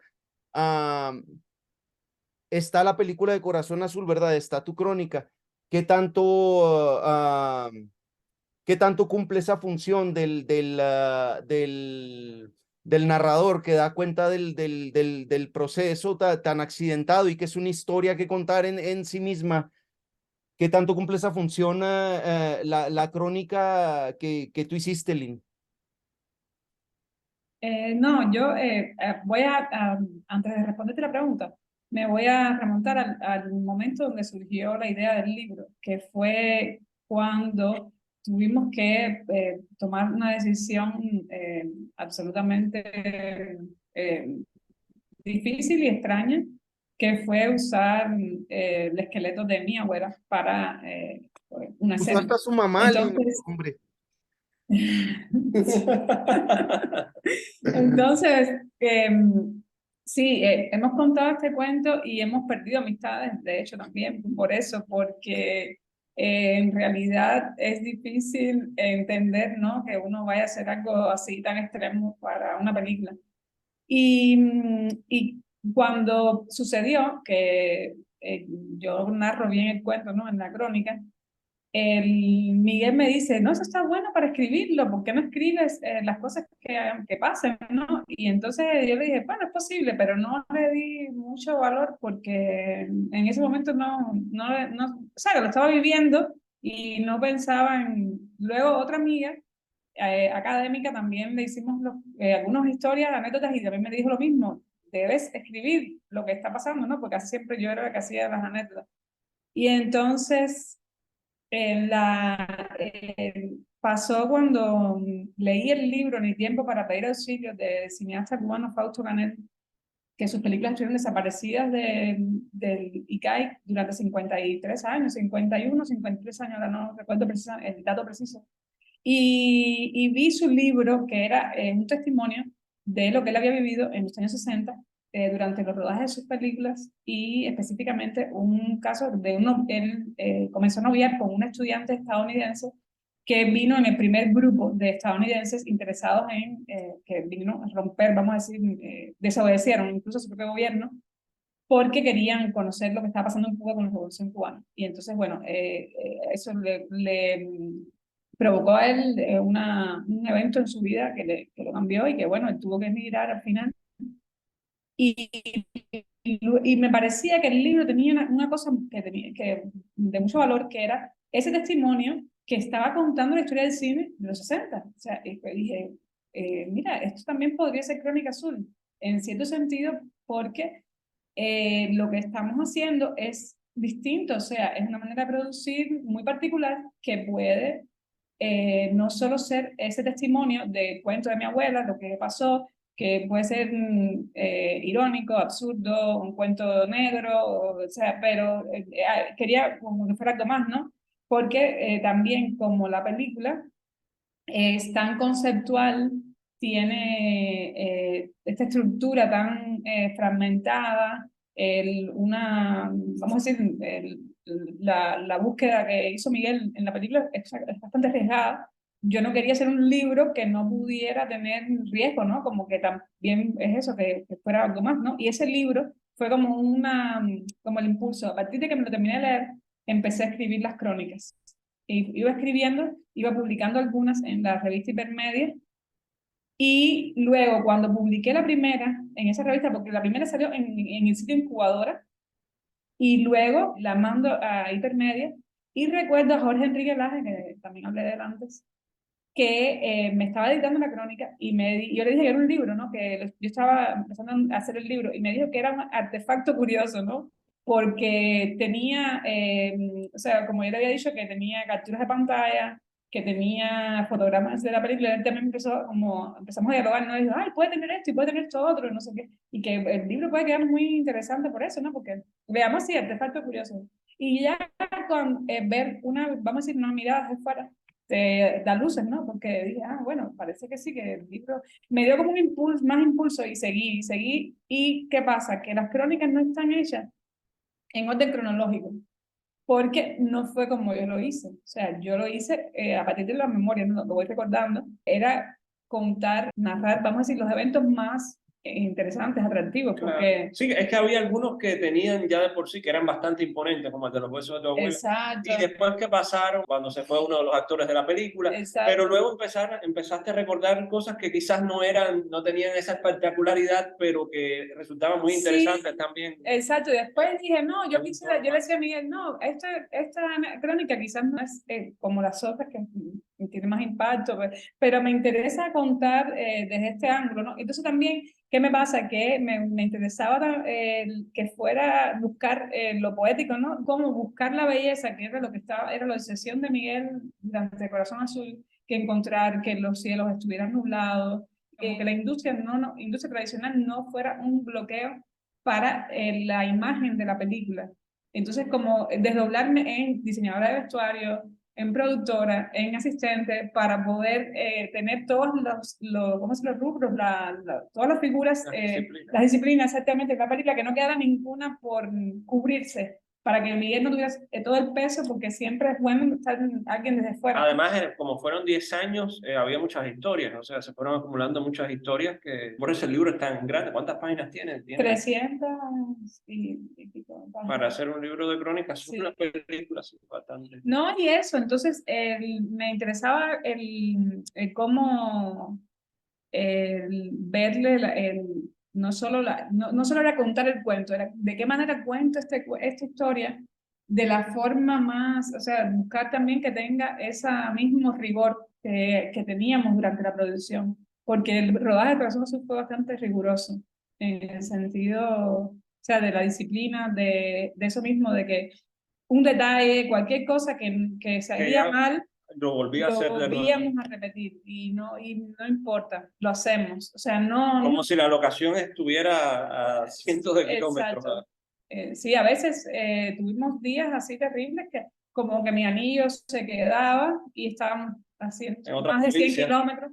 Y entonces, bueno, teníamos que decir, bueno, Miguel, ahora soy productora, imagínate, no puedo tener todo porque eso es un script que lleva la continuidad, en cuántas figuras son, entonces tuvimos que aprender a convivir con esas limitaciones, ¿no? Y entonces, Lo que sí, hicimos fue reducir la producción. Decimos, bueno, a veces en un día solo lo que vamos a poder hacer es un solo plano. Pues nos vamos a concentrar en ese plano que es bastante complejo y después si hay tiempo hacemos lo otro, pero el problema era ese, tomarlo paso a paso, porque si no, si ves la montaña nunca llegas a la cima, tienes que ir de pasito en pasito. ¿no? Y eso mismo, esas decisiones que eran importantes de producción, que no te lleven a explotarte, o sea, porque simplemente porque no vas a funcionar bien. Y entonces cuando tenemos a un equipo, gente trabajando, es necesario mantener la armonía, ¿no? De que la gente se sienta confiada de que estamos haciendo las cosas bien, ¿no? Y eso, yo creo que es la esencia del libro, que es contar la experiencia, pero desde una perspectiva más allá del testimonio, sino también con una ambición formal en el libro. Por eso también tiene las crónicas, voy hacia adelante, voy hacia atrás en el tiempo. O hay veces que, por ejemplo, hago una crónica sobre un personaje y luego, cuando adelanto, o sea, en el libro, hago un cuento, pero desde la perspectiva de otro personaje y que implica, o sea, como que es como si lo que no viste aquí, que te lo cuento por aquí. Y así, eso pasó de manera accidental muchas veces, pero que lo que hice fue tratar de organizarlo en la estructura, que quedara así, desde distintas perspectivas, el mismo cuento.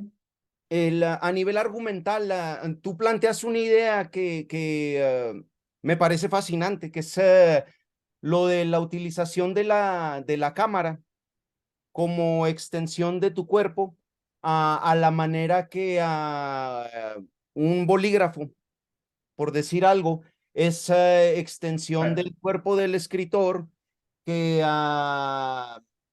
que va redactando y borrando y agregando simultáneamente a su proceso creativo. A nivel argumental,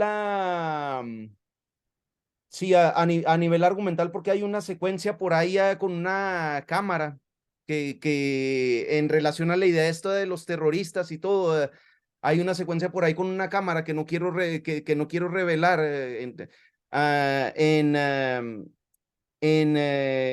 Mar Rojo, Mal Azul. Entonces, Sí. cómo se incorpora esa idea y a lo que es tu literatura, tu narrativa? En Mal Rojo, Mal Azul Isla Vertical, a nivel argumental, esto del medio como extensión de tu cuerpo y qué orígenes tiene esa idea. Yo pienso en David Cronenberg, es el referente que tengo, pero no sé, te digo, no es no es el único creador que haya planteado algo en ese sentido. A lo mejor tiene otro origen la idea en tus cosas. Sí, no, yo pienso que la cámara en Mar Rojo, Mar Azul realmente surgió como un resorte narrativo, porque me parecía simbólico que el personaje mío, el de Miguel, que había muerto en ese momento, que Iván tomara la cámara y la utilizara como arma en esa secuencia que menciona, al hacerle una modificación y esconder. Bueno, se puede contar porque en definitiva no se sabe de qué se está contando, pero básicamente la cámara se convierte en un arma para no dar más detalles. Que también de alguna manera sucede en Corazón Azul, cuando David está filmando la tortura psicológica del político que había gestado su censura en una escena anterior en la galería, cuando ve el cuadro del héroe nacional. Y en Memorias del Desarrollo, la cámara también para Sergio es el instrumento para fotografiar muchas de las imágenes que después va a utilizar en los collages. O sea que en la narración que eso no estaba en la novela, pero pensé Sergio fuera un artista multidisciplinario en el sentido de que de alguna manera a través de esos collages, con la grabadora que graba su voz, con las fotografías que saca y los collages que arma, está de alguna manera manufacturando la propia narración de la película que estamos viendo. En el caso de Memorias del Desarrollo es mucho más evidente este distanciamiento metalingüístico que en las otras, pero sí, la cámara me resultaba interesante porque era una cámara VHS en marrón mar azul que era bastante grande y entonces me permitía simplemente por razones de espacio esconder lo que esconde el personaje dentro de la cámara. Pero parte un poco de ahí, pero Cronenberg es interesante que lo veas porque al igual que Cataclismo en Iris, no me di cuenta hasta mucho más tarde cuánto me habían marcado sus películas. No era de los directores que mencionaba como influencia inmediata, digamos, hace 20 años, pero porque lo que pasa es que pero sí a nivel de historia, de contenido, me doy cuenta que toda esa mutación, ese acercamiento del ser humano hacia la máquina, convertirlo, hibridar la carne y la máquina, era algo que me llamaba mucho la atención porque estaba también, y lo había visto en mi primera infancia, en los dibujos animados japoneses, con la presencia de los cyborgs, que en la cultura japonesa también, en la ciencia ficción también fue muy predominante. Entonces, a mí me llegó primero Cronenberg, digamos, por por la animación japonesa y después a través de sus películas. Pero fue esa extensión parte de una necesidad. O sea, la cámara se volvió importante para mí, aunque yo lo veo como objeto y siento una distancia emocional. Para mí no es más que un vehículo para capturar lo que quiero. No soy, o sea, para mí la cámara no es como, digamos, los automóviles para esas personas que lo están puliendo y limpiando es simplemente un objeto que se vuelve obsoleto no porque hayan surgido modelos más nuevos, sino simplemente para mí se vuelve obsoleto cuando se rompe más allá de cualquier arreglo posible. Yo siempre trato de estirar la vida útil de los equipos al máximo posible porque pienso que el cine no es la cantidad de píxeles que tengo una imagen, es cómo tú compones el cuadro, cómo mueves los actores dentro del plano o dónde cortas en el sentido de la edición. Y Corazón Azul fue complicado porque, por ejemplo, muchas escenas que estábamos nada más nosotros dos, por ejemplo, la escena final que está en ese mar rocoso, la cámara estaba filmando sola porque yo estaba actuando. O sea, a veces tenía que poner la cámara a 100 metros y ir corriendo a hacer la escena y después regresar corriendo para que no se la robaran. Entonces, era bastante complicado. Todas esas escenas teníamos que repetirlas una y otra vez. O a veces cuando estábamos solos también en el edificio, hay un momento que a Lynn le sale una lágrima cuando el personaje de Tomás la encuentra. Y eso lo repetimos como 25 veces, porque yo quería que el personaje de ella tuviera esa emoción, pero a la vez una frialdad.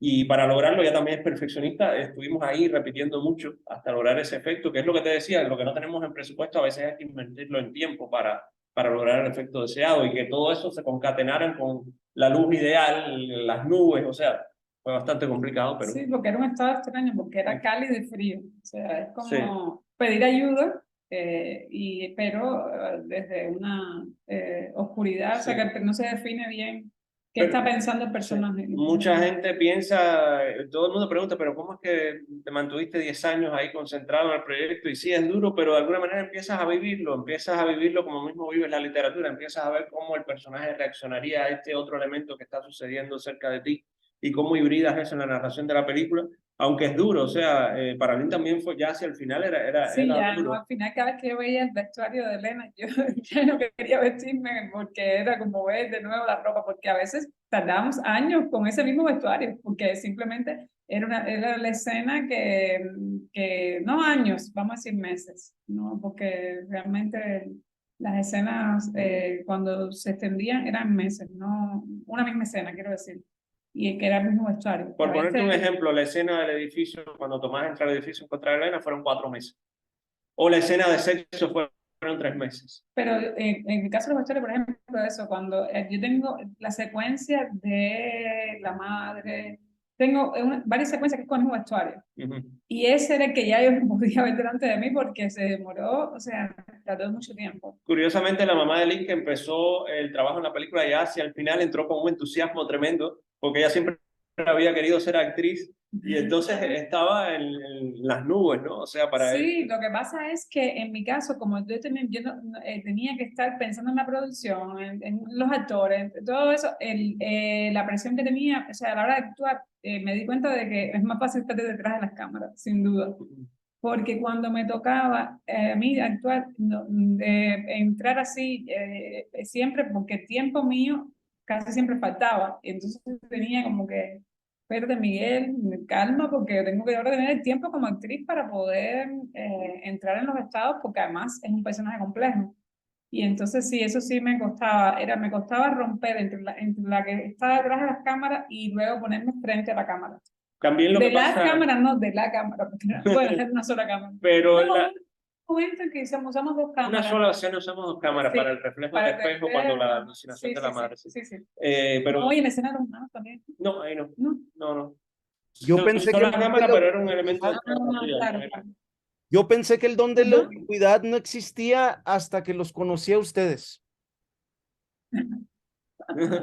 No, sí, sí, realmente es un reto, todo un reto. Sí, ella siempre se quejaba de que yo no la dejaba improvisar a ella, pero lo que pasa es que la película tiene dos Sí.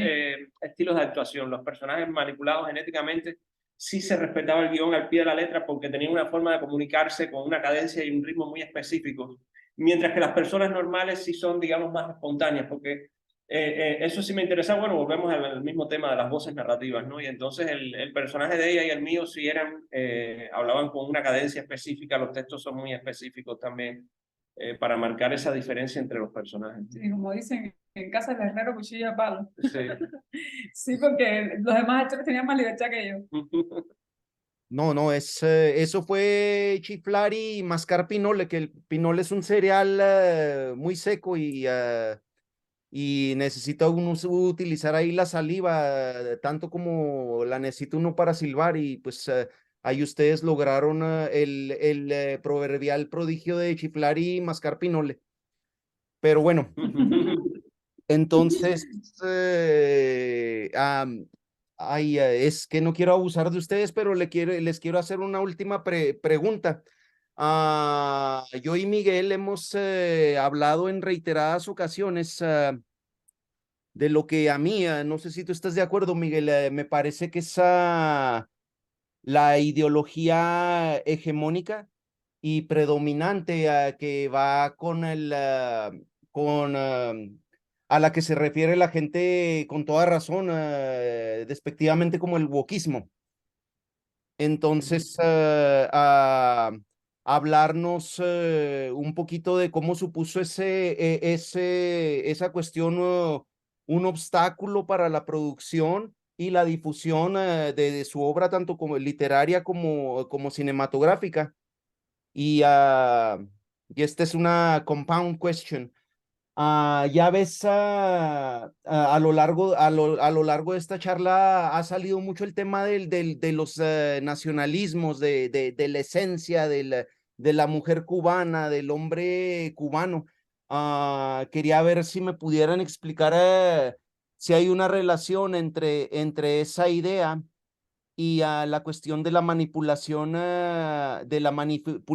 genética y del multimedia que se ve a lo largo, por ejemplo, de Memorias del Desarrollo de Mar Rojo, Mar Azul, y sobre todo de Corazón Azul. O sea, esto de que cuando quieres controlar las variables es cuando te cambian más.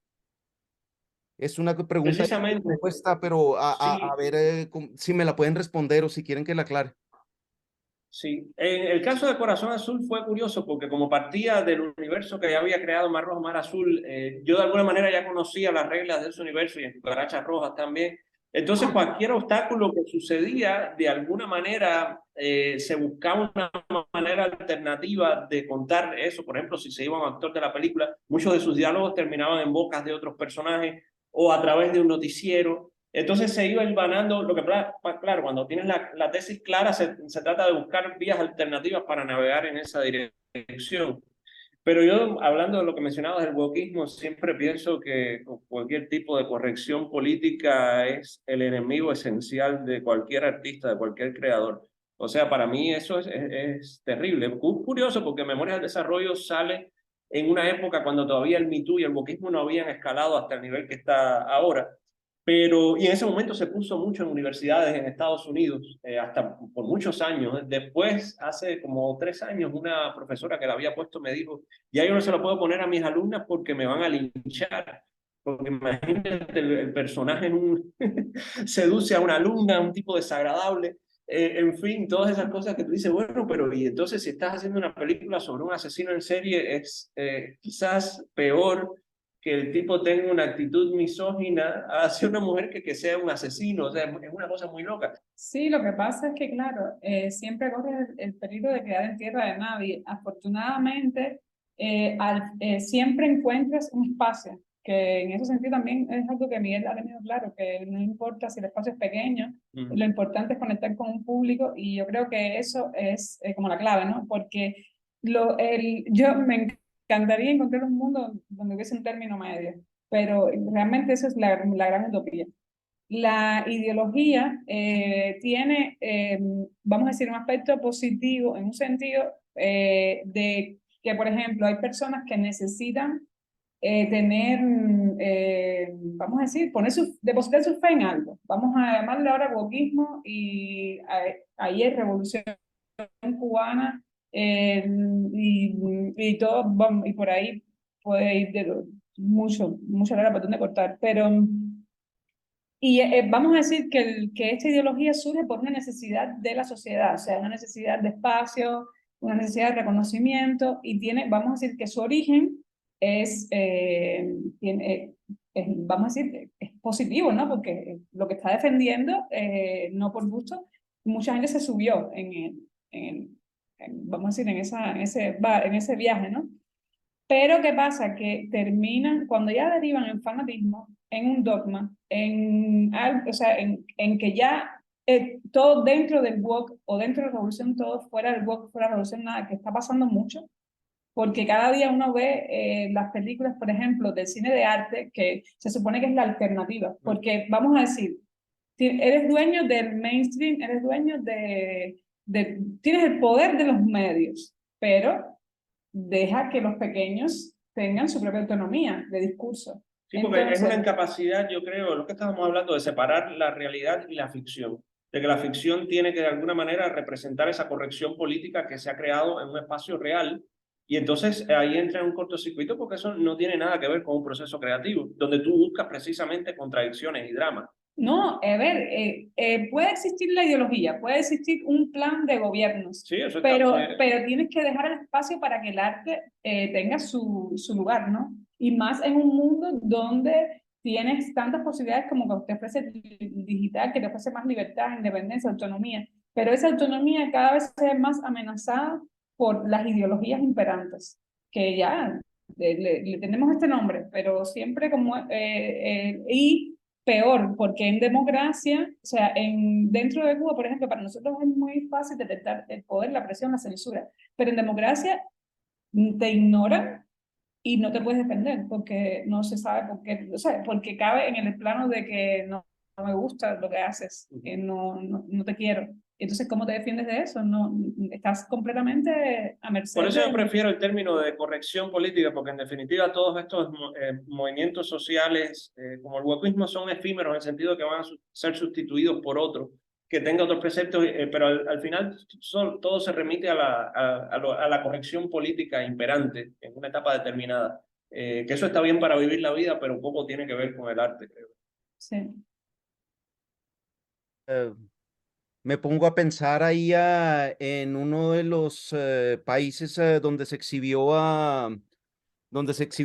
Corazón Azul, que la escena, que hay una escena con temática ahí de sexo en Corazón Azul, a la que yo, sí, o sea, que no, que te digo, tenía una elaboración, obedecía a un mood, ¿verdad? A un ambiente, a una... que muy, una cosa que yo lo asocié con cosas muy diferentes al sexo, pues, a la iniciación, a la penetración, no sexual, sino ahí a las zonas oscuras de tu propia mente, a lo desconocido, fueron las cosas que evocó en mí, y a ustedes les pusieron problema. O sea, denominaron Sí, fue censurada en pornografía. Bielorrusia, en Marruecos, sí. Y Sí, luego, pero por ejemplo, sí, ajá, perdón, pero sí, por, si me permite mencionar, no, sí, sí, sí. Sí, no, y luego en ese mismo festival una película sumamente vulgar, o sea, como producto en su, no quiero mencionar el nombre, o sea, que abre con una escena, que abre con una escena muy mal hecha y abocada, y abocada al propósito de despertar los bajos instintos del espectador, de ponerlo caliente. O sea, Sí, a esa no claro, le es que pusieron ahí problema. está Ay, el perdona por precepto la de... interrupción. Quería mencionar eso. Sí, porque ahí está la diferencia entre la pornografía y el sexo con otro, porque claro, en Corazón Azul, al estar con todo este ambiente, las siluetas, las figuras en la oscuridad están diseñadas para crear un efecto sobrecogedor también, que poco tiene que ver con la erotización del espectador, aunque bueno, te puedes erotizar también.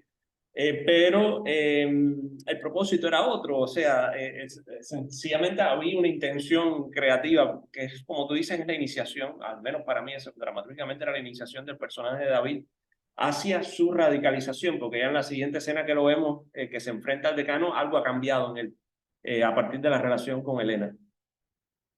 Sí, por ejemplo, el tema del sexo sabemos que es el motivo por el cual también nosotros, por ejemplo, cuando estábamos presentamos un work in progress de la película en algunas universidades de Estados Unidos y recuerdo que un día se la pusimos a un programador del Museo de Ringling y él dijo, yo no tengo idea de dónde se puede poner esta película. En este país. No, él dijo, yo no tengo idea de dónde se puede poner esta película en este país. Bueno, en realidad no tengo idea de dónde se puede poner esta película en cualquier parte.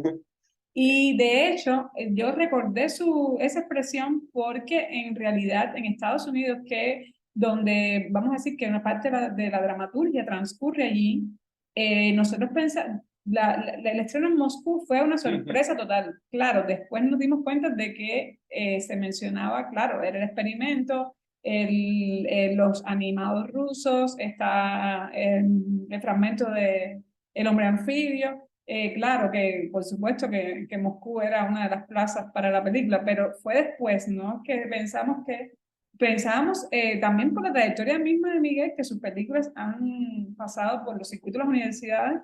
No, y ahora cuando ponen Corazón Azul en una universidad en Estados Unidos siempre tienen que dar una advertencia al profesor o la profesora, tienen que decir que, bueno, tiene escenas de sexo muy fuertes, que si a alguien le molesta este tipo de imágenes explícitas, que se puede ir si quiere. Pero, No sé. exacto, pero nos damos cuenta de que eso constituye una limitante porque ya es como que te ponen una marca.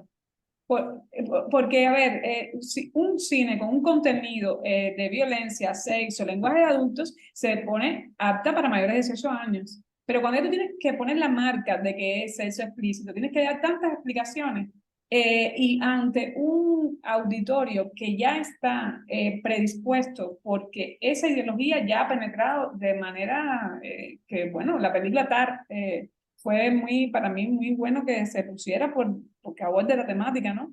Desde una perspectiva crítica.